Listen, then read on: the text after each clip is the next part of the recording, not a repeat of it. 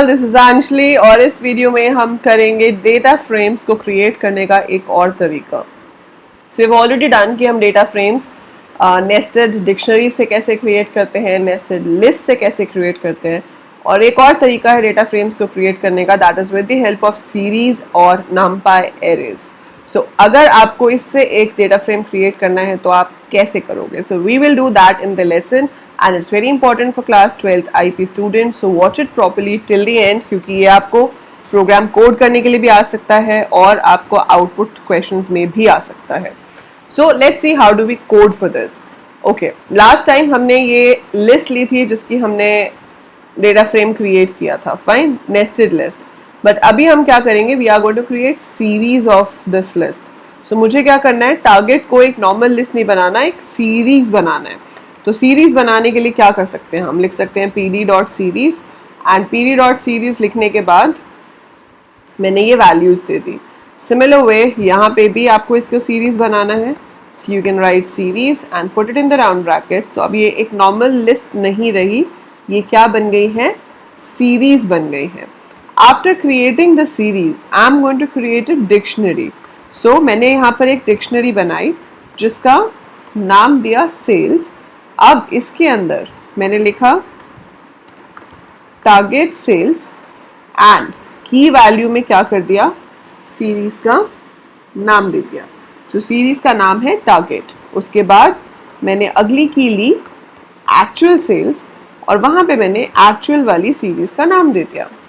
अब क्या करना है, अब आपको जब इसे क्रिएट करना है आप यहाँ पर सिर्फ अपनी डिक्शनरी का नाम लिखोगे, that's it. So you'll write the name of your dictionary है ताकि वो उस डिक्शनरी को यूज करके एक डेटा फ्रेम बना दे। पर वो डिक्शनरी किससे बनी है, वो डिक्शनरी बनी है सीरीज की हेल्प से। सो वो डिक्शनरी हमने बनाई है सीरीज की हेल्प से। अब हम इसको रन करते हैं और हम देखेंगे कि हमारा डेटा फ्रेम क्रिएट हो गया है, जहाँ पे पहले कॉलम की हेडिंग है टारगेट सेल्स जो कि डिक्शनरी की थी और एक्चुअल सेल्स सेकेंड की थी, and you have the values over here. By default जो इंडेक्स है वो 0 1 2 3 आ रहा है।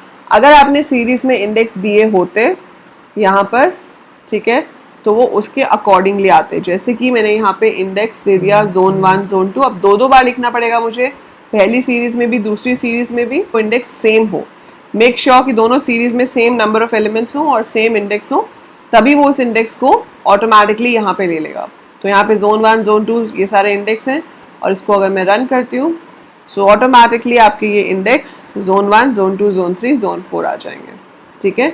सो ये याद रखना है कि जब भी सीरीज से बनाना है तो इंडेक्स आपको सीरीज बनाते हुए देने हैं, ना कि डेटा फ्रेम बनाते हुए। ऑल्दो आप बाद में चेंज ज़रूर कर सकते हो, आप यहाँ पे अब लिख सकते हो कि df3 dot index is equal to, then it can be modified later on. Column name भी मॉडिफाई हो सकते हैं, वो हम कर चुके हैं कि हम कैसे मॉडिफाई कर सकते हैं। ये तो हो गया विद सीरीज। नंपाई एरेज आपके 12th के अब सिलेबस में नहीं है, but you never know, they can ask the question because पहले ये था और अभी ये 11th के सिलेबस में है। एंड अगर आपसे क्वेश्चन बाय चांस पूछ लिया जाता है आउटपुट का, या कि इससे आप डेटा फ्रेम कैसे क्रिएट कर रहे हो, सो उसके लिए सबसे पहली चीज़ तो है कि इंपोर्ट होगा आपका NumPy. So import NumPy as np। So NumPy is imported, then you have to create a NumPy array. So that's very simple to create a NumPy array. हम सिर्फ लिखते हैं np डॉट एरे। तो ये basically एक nested list की तरह ही होता है। आपने numpy डॉट एरे लिख दिया, यहाँ पर मैंने वैल्यूज ले ली 34,5, then I take another list, ये वैल्यूज हो गए इसमें। मान लो ये 2/3, इस 2/3 का आपको डेटा फ्रेम बनाना है, तो आप क्या करोगे, सो 2/3 का डेटा फ्रेम बनाने के लिए हम यहाँ पे लिखेंगे df2 is equal to pd dot data frame और ब्रैकेट में अपने नंपाई एरे का नाम दे देंगे और उसके बाद मैं उसको प्रिंट करा दूंगी। तो ये क्या करेगा, जैसे नेस्टेड लिस्ट के लिए बनाया था डेटा फ्रेम, वैसे ही यहाँ पे भी बना देगा। तो आपके पास 2 और 3 टपल्स गॉट 7।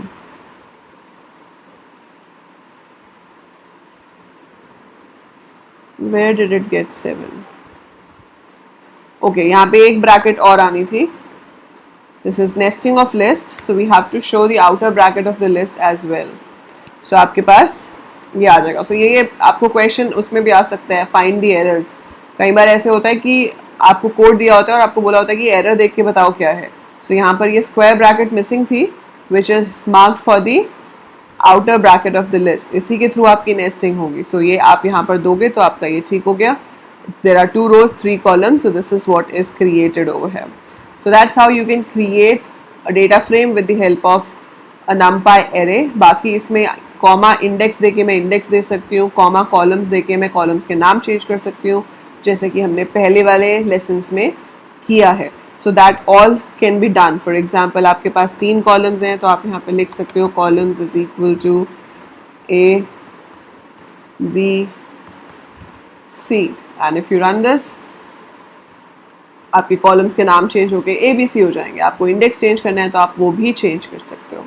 इवन आप एक एग्जिस्टिंग डेटा फ्रेम को यूज़ करके नया डेटा फ्रेम भी बना सकते हो, और उसके लिए हम क्या लिखते हैं pd.dataframe and df3.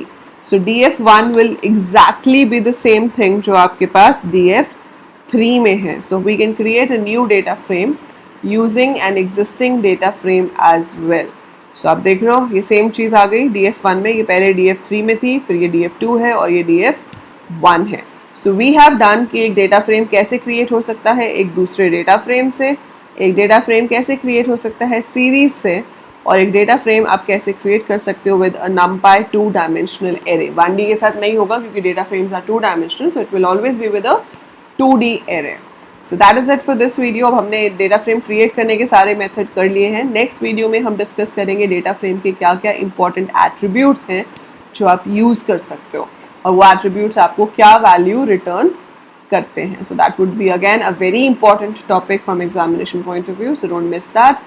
And अभी ये समझ आ गया, so do click the like button, share the video with your classmates, batchmates, tuition mates, and do subscribe the channel। It's for free, but you can learn a lot for your class 12th over here।